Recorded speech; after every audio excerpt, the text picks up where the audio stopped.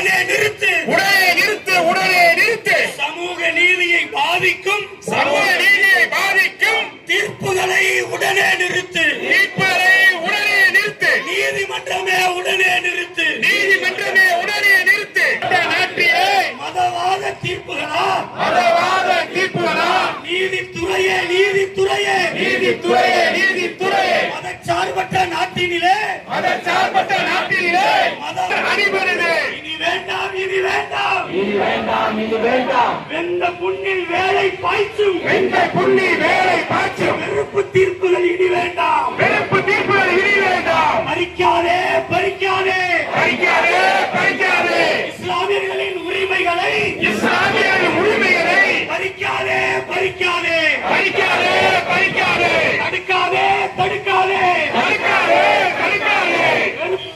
இஸ்லாமியர்களின் இடஒதுக்கீட்டை, இஸ்லாமியர்களின் இடஒதுக்கீட்டை இனியும் நீ தடுக்காதே, இனியும் நீ தடுக்காதே, பறிக்காதே பறிக்காதே, பறிக்காதே பறிக்காதே. பல ஆண்டுகளாய் பாடுபட்டு, பல ஆண்டுகளாய் பாடுபட்டு ரத்தம் சிந்தி பெற்ற உரிமையை, ரத்தம் சிந்தி பெற்ற உரிமையை அல்லாஹு அக்பர், அல்லாஹு அக்பர், அல்லாஹு அக்பர், அல்லாஹு அக்பர், அல்லாஹு அக்பர், அல்லாஹு அக்பர். முஸ்லிம்களுக்கு 3.5% இடஒதுக்கீட்டை நீண்ட நெடுங்காலத்திற்கு பிறகு ஒட்டுமொத்த தமிழகத்தில் உள்ள முஸ்லிம்களும் வீதிகளில் இறங்கி ஜனநாயக போராட்டங்களை முன்னெடுத்ததற்கு பிறகு திமுக அரசு எங்களுக்கு இந்த இடஒதுக்கீட்டை கொடுத்தது. முஸ்லிம்களில் குறிப்பிட்ட வகுப்பை சார்ந்தவர்கள், லப்பை, மரைக்காயர், ராவுத்தர் போன்ற ஒரு 7 பிரிவுகளை சார்ந்தவர்கள் தமிழக அரசால் இவர்களெல்லாம் பிற்படுத்தப்பட்டவர்கள் என்று வகைப்படுத்தப்பட்டிருக்கிறார்.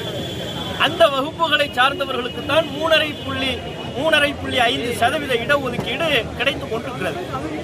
இந்த இடஒதுக்கீட்டை பெறுவதற்கே நாங்கள் நீண்ட நெடுங்காலமா வீதியில் இறங்கி போராடணும். எங்க மனைவி மக்களோட, பிள்ளைகளோட, வயோதிகத்தை அடைந்த பெற்றோர்களை வீதிக்கு வந்து இறங்கி நாங்கள் போராடி கிடைத்த ஒரு சமூக நீதி. இதுல ரொம்ப நெடுங்காலமாக மதம் மாறிய இந்து மக்களுக்கு, இந்து மதத்திலிருந்து குறிப்பாக எஸ்சி, எஸ்டி, பிசி போன்ற பிற்படுத்தப்பட்ட வகுப்பிலிருந்து இஸ்லாத்தை ஏற்றுக்கொள்ளக்கூடிய அந்த நபர்களுக்கு இந்த உரிமை கிடைக்காமல் இருந்தது.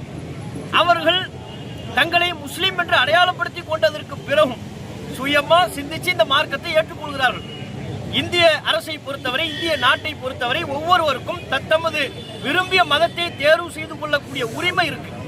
அந்த அடிப்படையில் அவர்கள் இந்த இஸ்லாத்தை தங்களுடைய வாழ்க்கை நெறியாக தேர்வு செய்து தங்களை முஸ்லிம் என்று அடையாளப்படுத்தி முஸ்லிம்களுக்கு உள்ள 3.5% இடஒதுக்கீட்டுல எங்களுக்கு தாங்க. அதன் அடிப்படையில் ஒரு அரசு வேலைக்கு விண்ணப்பிக்கும் பொழுது டிஎன்பிஎஸ்சி குரூப் 4, 3 போன்ற அந்த பிரிவுகளில் தேர்வுகளுக்கு விண்ணப்பிக்கும் பொழுது, பணிகளுக்கு விண்ணப்பிக்கும் பொழுது நீங்க முஸ்லிமே இல்லை, உங்களை லெப்பையா நாங்க கருத முடியாது, மரைக்காயர் என்று கருத முடியாது, உங்களுக்கு இந்த 3.5% இடஒதுக்கீடு பொருந்தாது என்று சொல்லி அதை நிராகரித்து வந்தார்கள். முஸ்லிம்களுக்கான இடஒதுக்கீட்டை அவர்கள் அடைய முடியாமல் இருந்தது.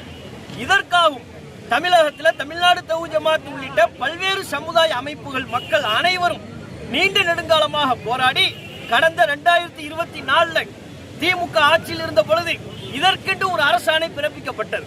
அரசு, தமிழக அரசின் சார்பாக வேலை எடுக்கின்ற பொழுது, பணி வேலைக்கு விண்ணப்பத்தை பரிசீலிக்கின்ற பொழுது அவங்க பிசி என்று சொன்னால் இஸ்லாத்தை ஏற்றுக்கொண்ட முஸ்லிம் அல்லாத நபர்கள், குறிப்பாக பிற்படுத்தப்பட்ட வகுப்பிலிருந்து இஸ்லாத்தை ஏற்றுக்கொண்டவர்கள் இந்த பிரிவின் கீழ் வேலை கேட்டா அவங்களை இந்த பிரிவில் கன்சிடர் பண்ணணும், முஸ்லிமாகவே கன்சிடர் பண்ணணும்.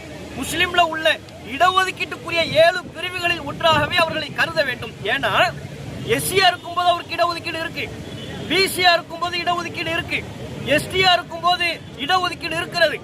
அப்ப முஸ்லீம் ஆனதுக்கு அப்புறம் இடஒதுக்கீடு இல்லைன்னு சொன்னா இது மிகப்பெரிய அநீதி. அவர்கள் இடஒதுக்கீடு பட்டியலில் உள்ளவர்கள் தான். உயர் சாதி வகுப்பிலிருந்து இஸ்லாத்தை ஏற்கல, அவங்களுக்கு இடஒதுக்கீடு பட்டியலில் சேர்க்கணும்னு நாங்க சொல்லல. ஏற்கனவே இடஒதுக்கீடு பட்டியலில் இருக்கிறார்கள். பிசியாக, எஸ்சியாக, எஸ்டியாக இஸ்லாத்தை தழுவியதற்கு பிறகு உனக்கு இடஒதுக்கீடு இல்லைன்னா இது மிகப்பெரிய அநியாயம், இது அநீதி. ஆகவே அவர்களுக்கு இடஒதுக்கீடு பட்டியலில் சேர்க்க வேண்டும். பாதிக்கப்படுறதா இருந்தா யார் முஸ்லிம்கள் நாங்க தானே பாதிக்கப்படுவோம். நாங்க சொல்றோம்